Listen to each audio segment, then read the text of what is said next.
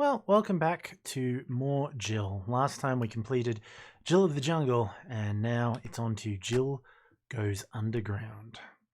This is the second game in the trilogy, and it continues the first game's excellent presentation, but ramps up the difficulty and changes the format somewhat.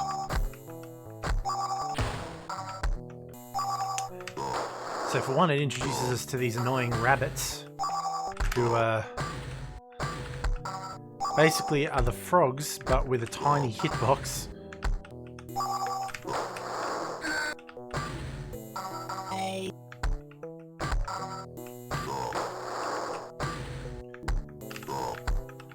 This game takes a lot of the mechanics of the original and uses them in interesting new ways to present you with new and different challenges. Whoops. Oh, I was facing the wrong way.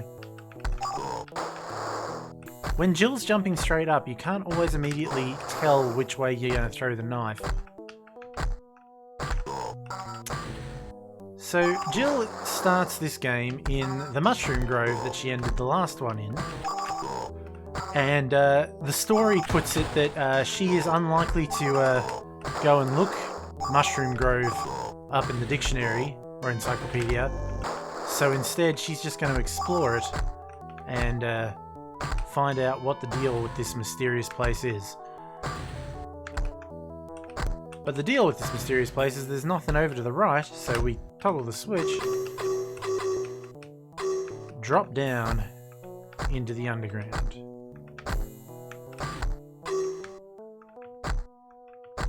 Although, you can also climb a little ways back, but not all the way. It's just there to tease you. And so Jill goes underground. So the most obvious difference from the original game is the lack of a map level.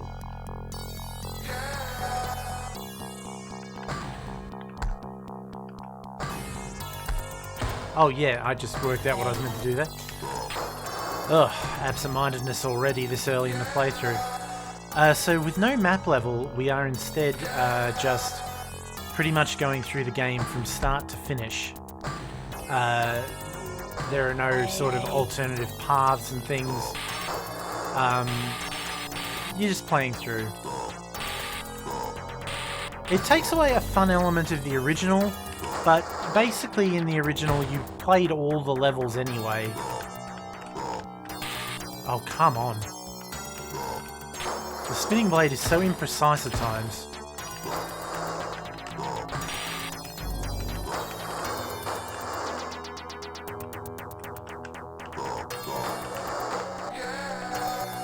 But it can take out enemies on the floor, so I forgive it. Oh. I was going to say, if that hit me, I was going to be really annoyed.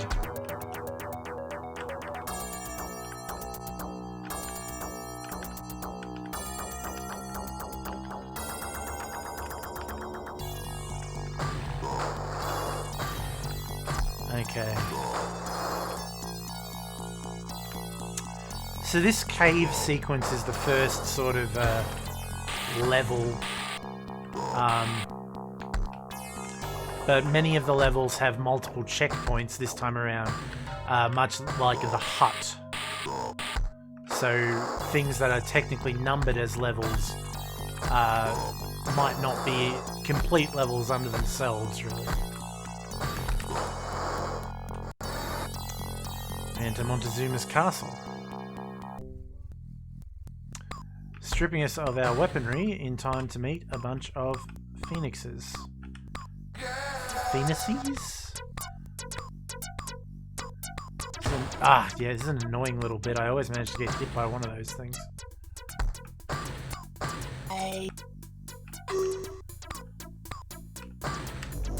Oh, still no weapon. Bloody frog. Okay.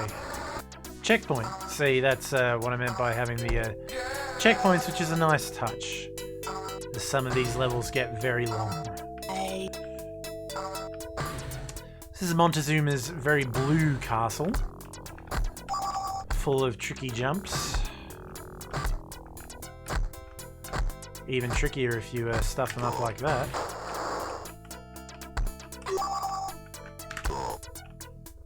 Gotcha. One more. Got him. Okay. Now you're talking. Ah. Should have stopped.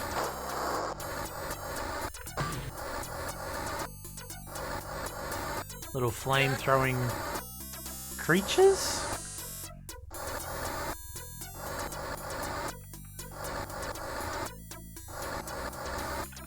So you can catch glimpses of future parts of the level by looking around enough. And here we've got a lovely little maze of appearing, disappearing blocks. Which we use these vines to pause during.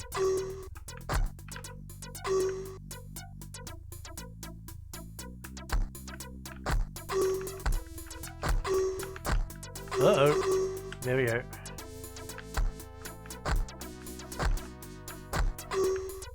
Grab it.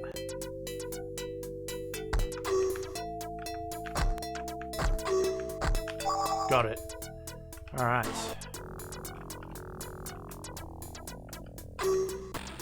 And there's an M for no readily explored reason.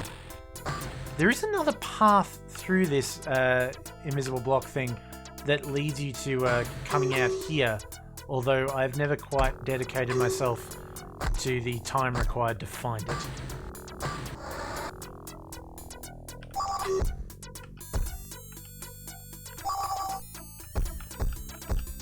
Not the hardest switch puzzle in the game.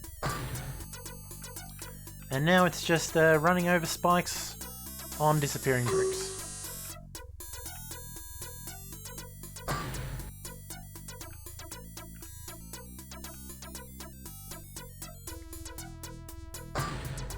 Jill is another game that, much like much of the shareware I grew up with, growing up with episode 1 means that I know the whole thing backwards, basically.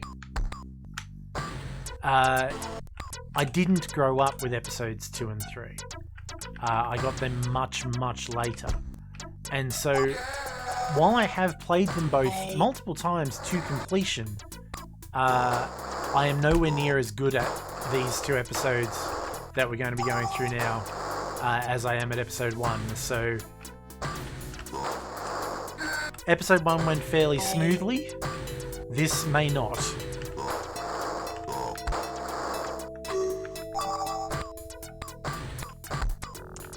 It's probably not worth the bother.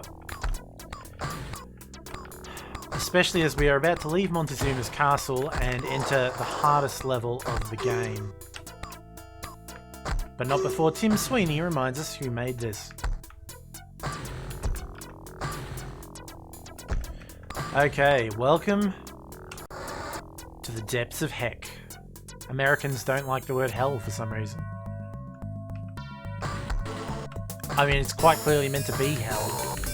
So these devil enemies are brutal.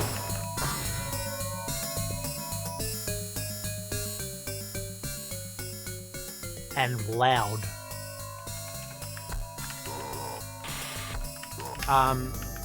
They take a ton of hits. They can fire basically machine gun levels of fireballs or fire spirals. You have 3 spinning blades, but only one of them ever seems to hit. Basically, these guys are very closely modelled on the equivalent bad guy from Ghosts and Goblins, and are just about as difficult to deal with. The good thing is that Jill has infinite lives, unlike Arthur, and can tank a few hits. Because let's face it, she's already basically in her underwear. That's another one down. Oh, and I got the third one too. Excellent. Progress, baby.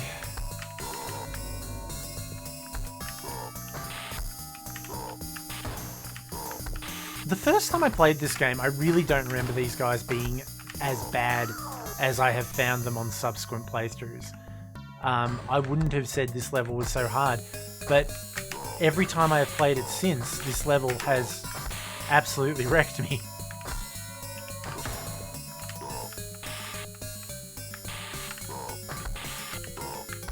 I don't know what it is I'm doing wrong. Possibly it is the throwing the 3 spinning blades all at the same time.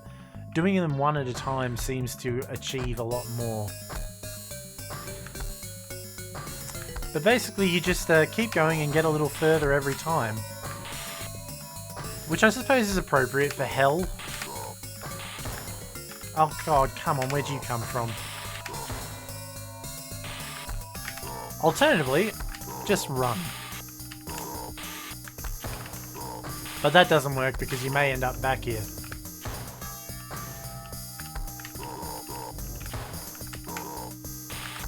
Alright, clearing them out. Keep going. No more for the moment? Okay. This music is so loud. Oh, there it is.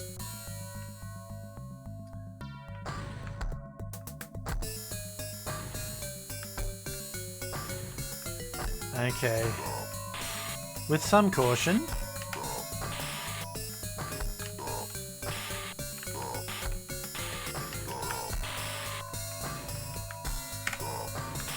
Just, you know, retreat and fire. Take it easy. Uh-oh. Uh-oh, uh-oh, uh-oh. There's also no health in this whole run, which is just brutal.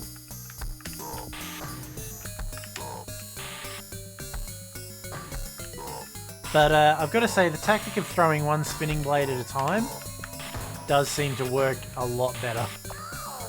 But look how many shots he can have in the air at one time.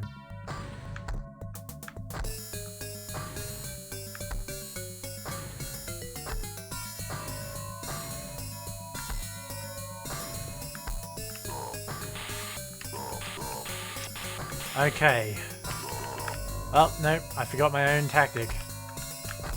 Oh, come on.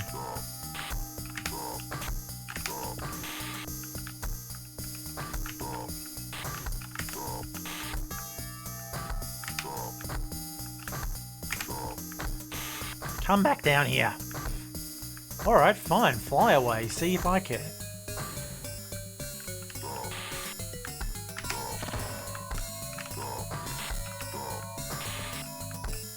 We're fascinated to know how people got shareware back in the early days. Like, not, I mean, I know how people got shareware, but how individual people got shareware. So I know a lot of people got it from bulletin boards, but we usually got it from software vendors. There was a guy at the Wagga Wagga markets that we bought a lot of our shareware off, but also I remember buying tons of games would have racks of floppy disks, or a rack of shareware floppy disks. I say shareware. Okay, some of them were not shareware. I know that because I got the Simpsons arcade game from one of those racks of floppy disks. And that is a commercial release.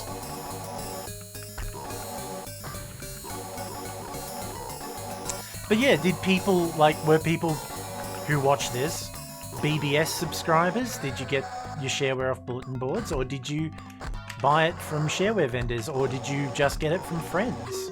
I'd certainly got some of mine from friends. I know a lot of friends who also just pirated registered games, but, you know, I got shareware from friends and that was perfectly legal.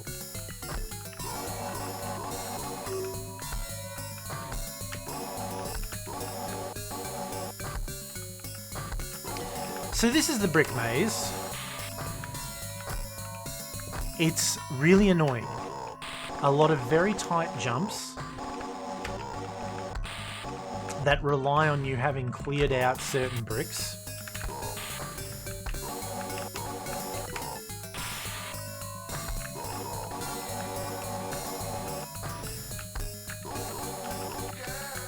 and a lot of keys. I think there's like 7 or 8.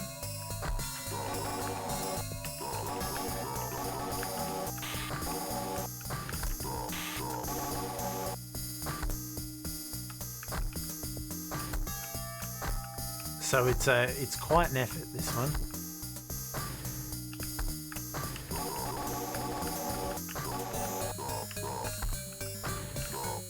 Thank you. And I don't think it's possible to get yourself totally blocked off by destroying the wrong brick, but it is possible to do things like what I just did and drop down the level quite some distance. Also requires you to... What did I do? Oops. I thought the game had frozen then for a second.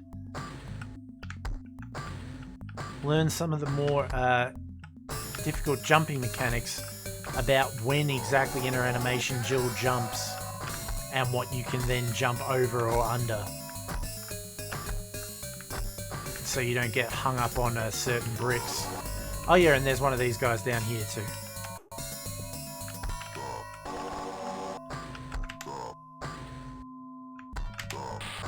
But thankfully we've got a bit of cover this time, so he's not quite as big a pain.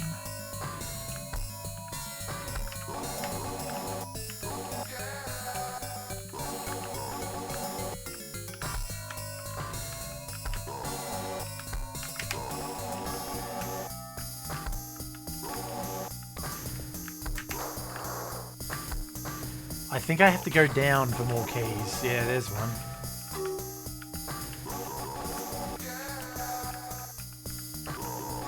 Oh, and another one of these guys. You hang there, dude. We'll do lunch. Have an apple. I don't think there is any way I've got enough keys. 1, 2, 3, 4, 5. Oh, one more! Oh! That's so mean.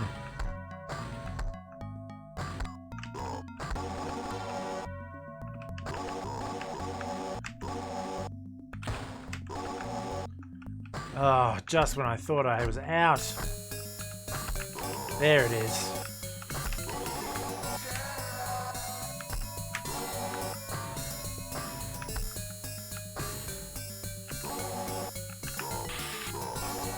Don't you dare kill me, not now. Not after all I've been through. Run away, run away, run away, run away. And we escape the depths of heck.